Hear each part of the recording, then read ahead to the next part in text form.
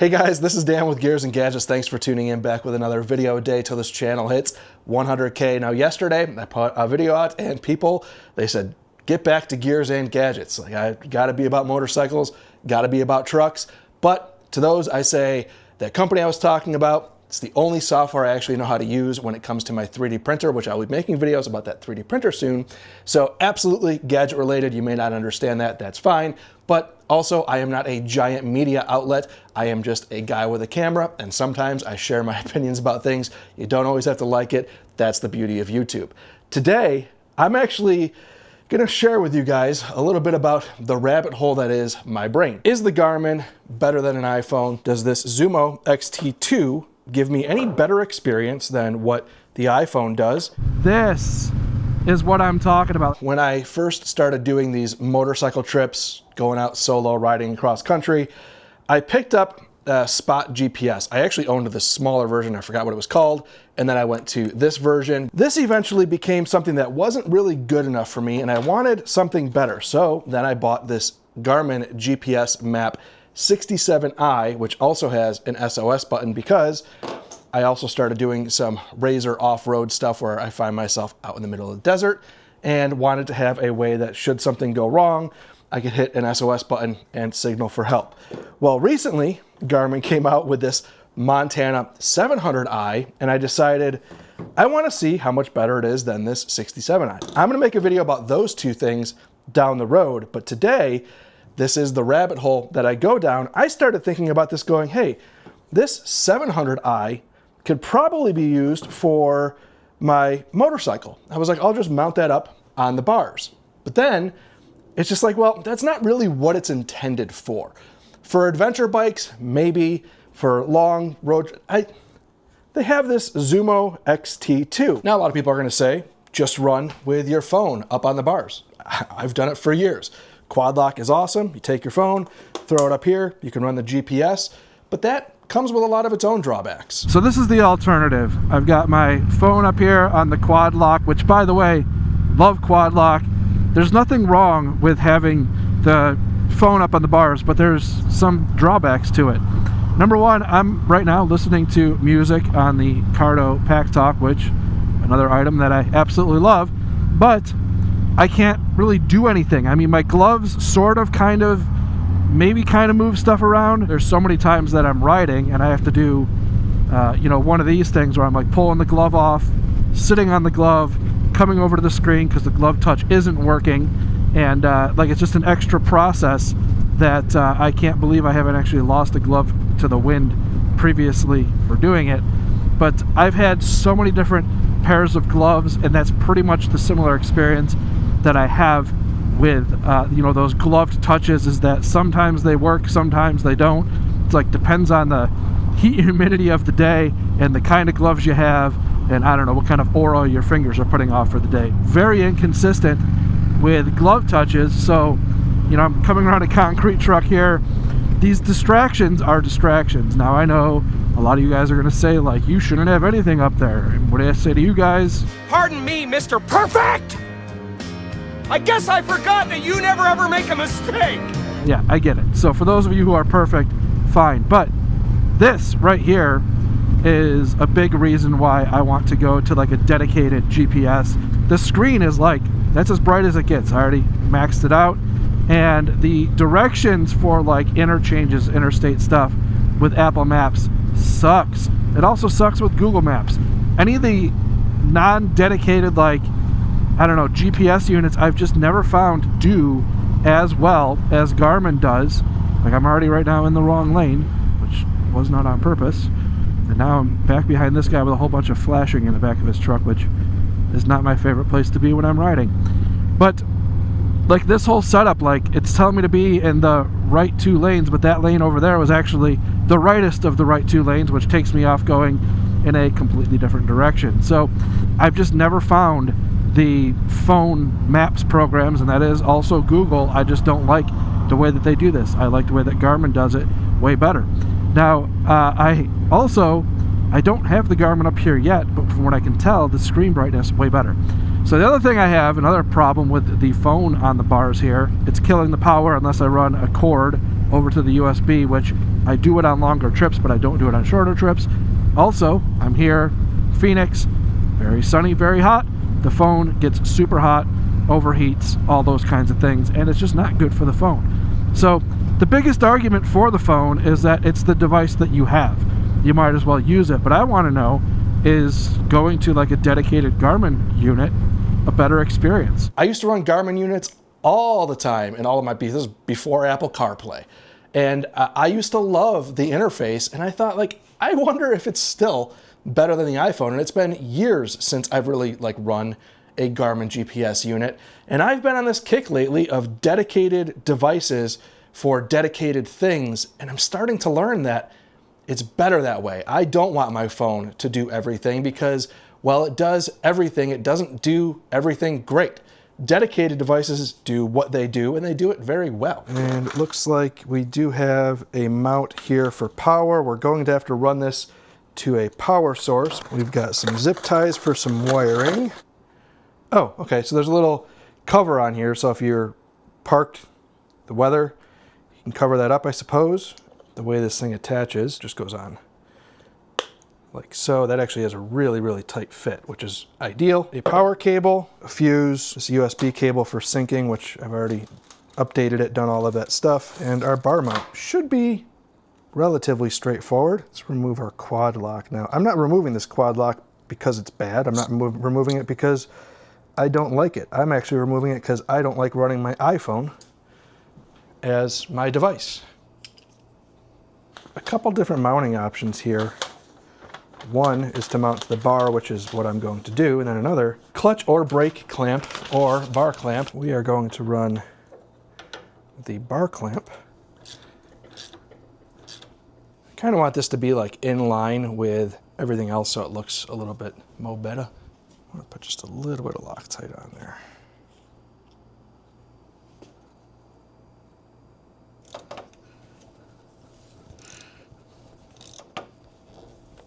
Also want to make sure that when you're turning the wheel, which by the way the iPhone does hit, this does not, that we are solid there. And then of course the goal here is to have both devices providing me with information. Who needs a road glide or a street glide? Everything is there. See, initial feel. I might actually pull that back a little bit. Oh, that's good. Now a lot of this is also going to depend on how the sun hits this. That'll change it, but that's pretty good. Yeah, I like that. I like it already. I like it a lot.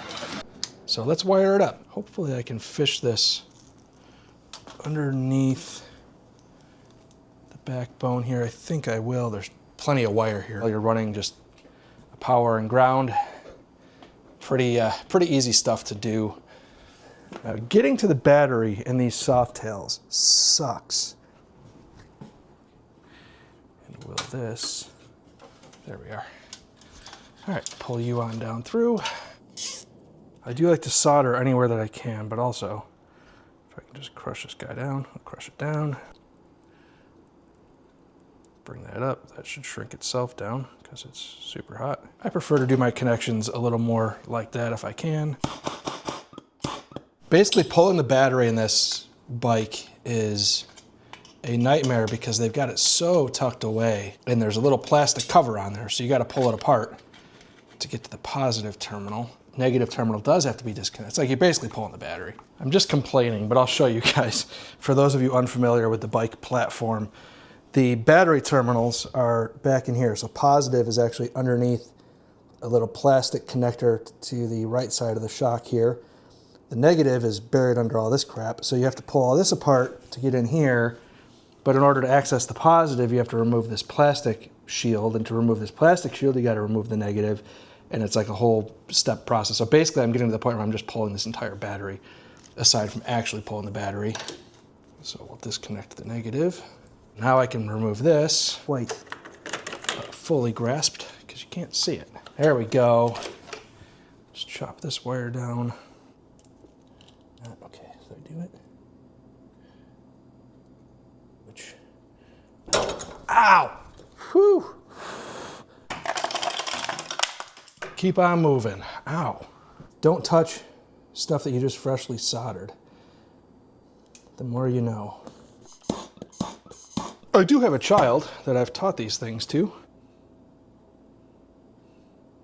Not pretty, but it'll be fine. Okay.